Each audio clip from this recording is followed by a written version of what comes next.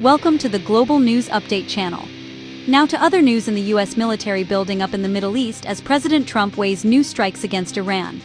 The region on edge with Iran vowing to retaliate against any military strikes. Here's ABC's chief foreign correspondent Ian Pennell. With the region on edge, a fresh wave of protests in Iran. Many chanting "Long live the king."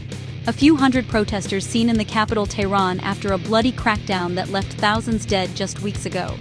The demonstrations come amid mounting U.S. pressure on the regime. President Trump confirming the U.S. is considering a limited strike on Iran to force it to agree to a nuclear deal.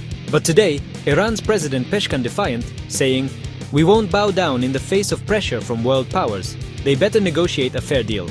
You know, the people of Iran are a lot different than the leaders of Iran. And it's very sad situation. Satellite images show the USS Gerald Ford sailing into the Mediterranean. It'll be joined by more than 100 cargo planes, refueling tankers and fighter jets.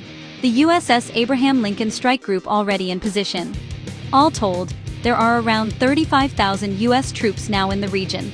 Tonight, U.S. officials telling ABC News they're relocating hundreds of personnel at a major military base in Qatar ahead of a possible strike on Iran.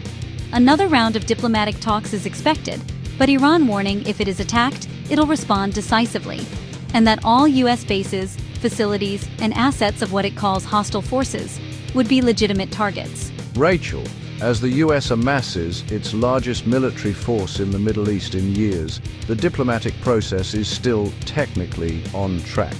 But there are growing concerns that unless Iran makes major concessions on its nuclear program, then an attack by the U.S. might be unavoidable. Rachel, President Trump urging Iran to make a deal quickly. Ian, thank you. Stay informed with Global News Update. Like Sanal, comment, subscribe for more breaking news. 150 minutes video BNA do.